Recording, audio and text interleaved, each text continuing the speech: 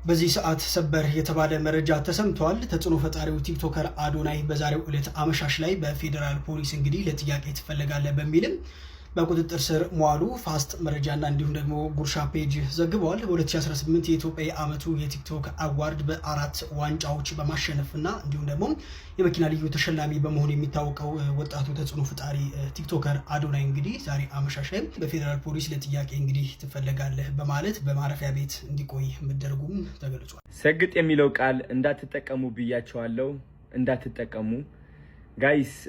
ይህ ሰግጥ የሚለው ቃል እውነቴን ነው የምላችሁ በጣም ብዙ ጠላቶች ይዞ ቢመጣ አይገርማችሁ ከምታስቡት በላይ ማለት ነው። እንግዲህ ከ2 ቀን ነው ከ3 ቀን በፊት ሰግጥ የሚለው ቃል እንዳንጠቀም ብዬ ፖስት አደረግኩኝ። ይህ ፖስት ደግሞ ከምን የመጣ ነው መሰላችሁ? ካለመሰገጥ የመጣ ነው። ነው ስላልሰገጥኩኝ ነው ሰግጥ የሚለው ቃል አቁሙ ያልኳችሁ። እና አንዳንድ ሰዎች ሰግጠው እየጠሉን፣ ሰግጠው ለመመቃኘት እየሞከሩ ነው፣ ሰግጠው ላለመረዳት እየሞከሩ ነው፣ ሰግጠን ለማስረዳት እየሞከርን ሰግጠው ላለመረዳት እየሞከሩ ነው። ስለዚህ ካሁን በኋላ ሰግጥ የሚለው ቃል እንዳትጠቀሙ፣ ስግጥግጥ የሚለው ቃል ነው የምትጠቀሙት ማለት ነው። ከስግጥ ፍምስ ወደ ስግጥግጥ ፍምስ ተቀይሯል ማለት ነው። ስግጥግጥ እሰጋግጣለሁ። ፍርሃት አያሸንፈኝም። እኔ በምንም ተአምር ፍርሃት አያሸንፈኝም።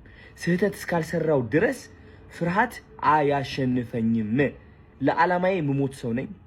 ለዓላማዬ እውነት ምቆም ሰው ነኝ። እኔ መሰገጥ ማለት ይህ ነው። ለዓላማ ቁም ብዬ እየመከርኩኝ እያለ እንዴት ከዓላማዬ እርቃለሁ? እኔ አንድ ሰው አልወደደውም፣ ያ ደስ አላለውም፣ ያ ይታገድልን ምናምን ስላለ ብቻ በፍርሃት ምክንያት ለዓላማዬ አልቆምኩም። እናንተ የመሰላችሁ ሰግጥ የሚለው ቃል ያቆምኩት ነው የመሰላችሁ? በቃ ሰግጥ ይኸው ሲምፕል 3 ቃላት ነው። ወደ ፍግት፣ ወደ ትግት፣ ወደ ስርት ፍምስ እንቀይረዋለን ምናምን እያላችሁ ነበር። ቃላቱ አይደለም። this is my integrity የአዶናይ ኢንቴግሪቲ ነው ይሄ። ስግጥ ማለት ትርጉም አለው። ትርጉሙ ደግሞ እኔ ሰጥቼዋለሁ። በጠላቶች ስም ደግሞ ይህ ትርጉም ሊቀየር አይችልም። 90% ሰዎች የምንስማማበት ትርጉም ነው ስግጥ ማለት። ገባችሁ? ሰግጥ እላለሁ። አሁን ደግሞ መሰገጥ ብቻ ሳይሆን መሰጋገጥ አለብን ጋይስ። ሰጋግጠን ነው መስራት ያለብን። ሰጋግጠን ነው በራሳችን መተማመን ያለብን። ሰጋግጠን ነው ደፍረን መውጣት ያለብን።